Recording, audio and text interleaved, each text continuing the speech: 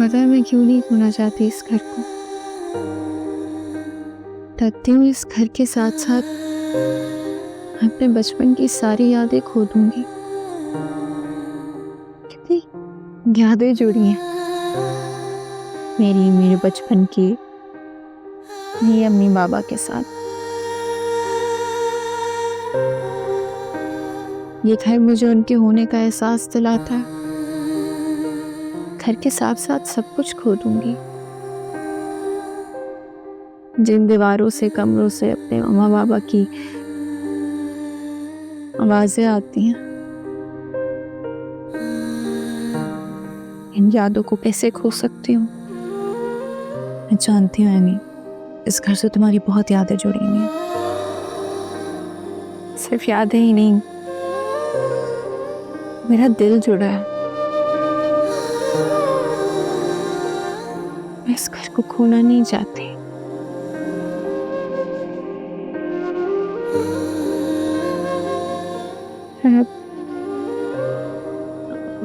पप्पू ने ऐशी को कुछ कहा तो नहीं? उससे कमरे में ले आई थी। यानी मुझे लगता है हमने सिर्फ ये घर अपने नाम करना है। वो इस घर को बेचेंगी नहीं। और फिर अब्बू भी तो तुम्हारे साथ है। वो इतने लोगों को अपने खिलाफ करके कैसे फैसला ले सकते हैं? तुम्हें सच में ऐसा लगता है? तुम तो जानती हो अम्मी को, वो तो कुछ भी सोच लेती हैं। डोंट वरी, तुम, हम और ये घर कहीं नहीं जा रहा। तुम आराम से अपना काम करो।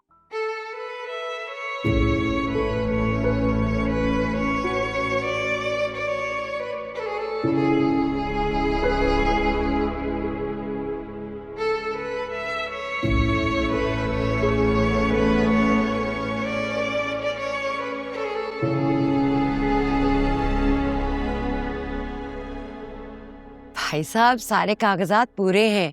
मैंने आपको यहाँ धोखा देने के लिए तो नहीं बुलाया ना? नहीं मैडम, ऐसी कोई बात नहीं है। मैं तो सिर्फ एक नज़र पेपर्स को देख रहा था।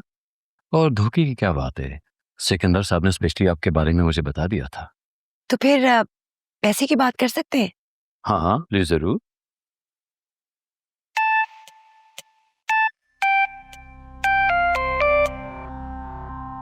अस्सलाम वालेकुम।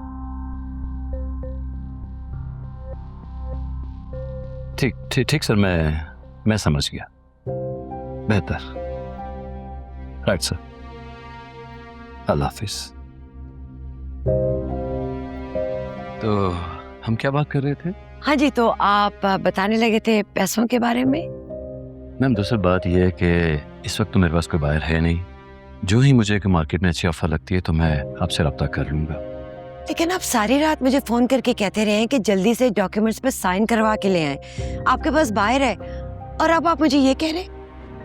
मैम देखिए, ये बात बिल्कुल आपकी ठीक है, लेकिन आपको पता है ये लाखों करोड़ों का मामला है। इस डील में कुछ वक्त तो लगेगा ना। तो पहले ये बात करते हैं ना। मैंने यहाँ पर इतना हंगामा किया और अब आप मुझे ये सुना रहे हैं। मैम वो बात आपकी ठीक है। ठहर जाएं, मैं सिकंदर को फोन कर रही हूँ और आपकी कंप्लेन करती हूँ।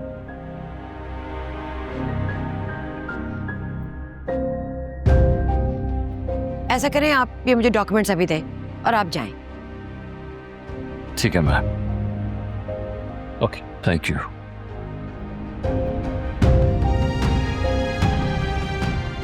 सिकंदर भाई के मुझे चूना तो नहीं लगा रहे?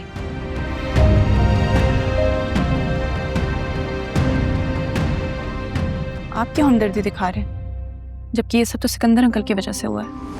जाके अपने डैड से पूछिए, परसों वो क्यों आए थे अम्मी से मिलने के लिए। तब से वो तुली हुई है इस घर को बेचने में।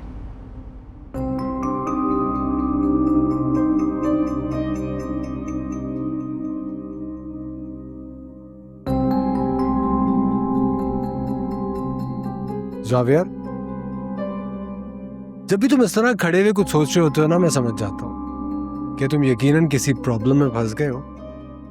जो कुछ भी है बता दो, फिर देख लेते हैं इसको कैसे सॉल्व करना है। और अगर सॉल्व नहीं भी हो सकता तो भी बता दो, फिर भी कोई रास्ता निकाल लेंगे। यार आदिल, मैं डैड को ना समझ नहीं पा रहा। पहले वो कॉन्ट्रैक्ट्स वाली हरकत और अब एक ऐसा नया प्रोजेक्ट ले लिया है जिसके कंस्ट्रक्शन के बीच में अनी का घर भी आ रहा है।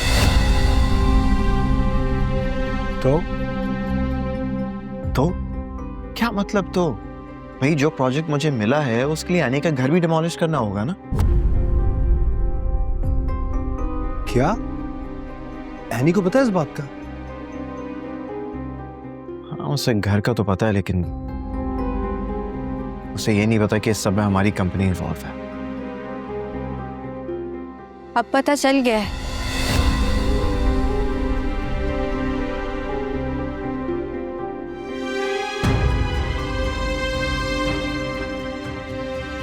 निदा की कॉल आ रही थी, तुम्हारा नंबर शायद ऑफ है, उसको कॉल कर लेना।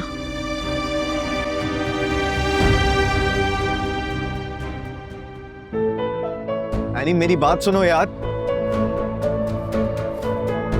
एनी ये क्या कर रही हो? तुम्हारे तकिए हटा रही हूँ क्योंकि आज रात तुम इस कमरे में नहीं सोओगे। एनी प्लीज मेरी बात तो सुनो, ऐसा नहीं है जैसा तुम समझ रही हो। तो अब मैं समझ भी गलत रही हूँ।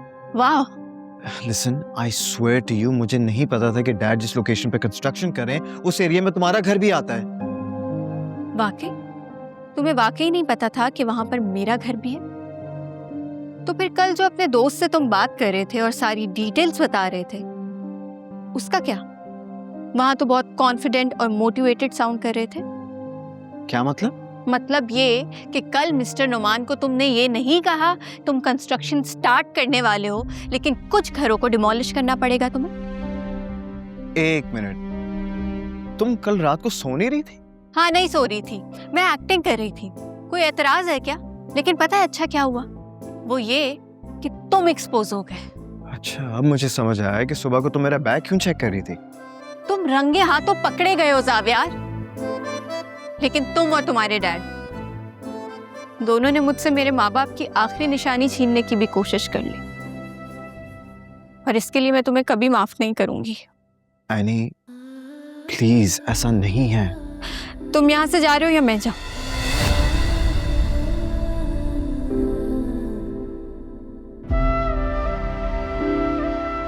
अच्छा ठीक है, जा रहा हूं, लेकिन जब तुम्हें सच पता चलेगा ना तो तुम पछताओगी।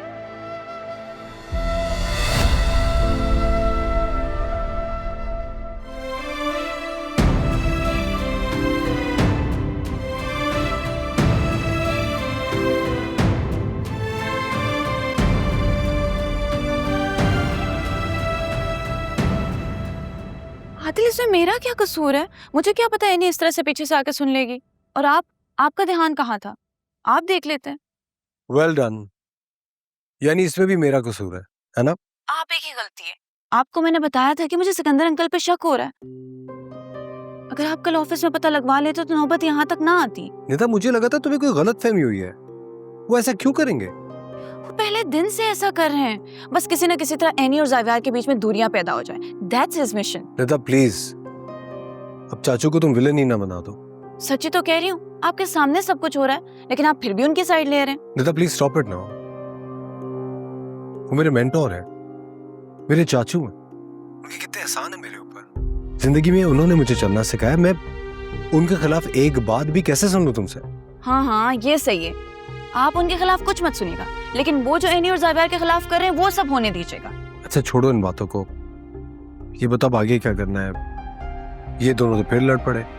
एक ही चीज हो सकती है, जावियार को एनी से माफी मांगनी पड़ेगी, वो भी सच्चे दिल से। क्या जबरदस्त सोल्यूशन निकाला है तुमने। यानी जावियार विक्टिम है, लेकिन माफी भी वही मांगे। मुझे तो लग रहा है कल को तुम मेरे साथ भी यही करोगी। अगर आप मेरे पीछे मेरे घर को बेचने की कोशिश नहीं करेंगे और झूठ नहीं बोलेंगे तो आपके साथ कोई बुरा सलूक नहीं होगा। अच्छा, तो फिर कैसा सलूक होगा?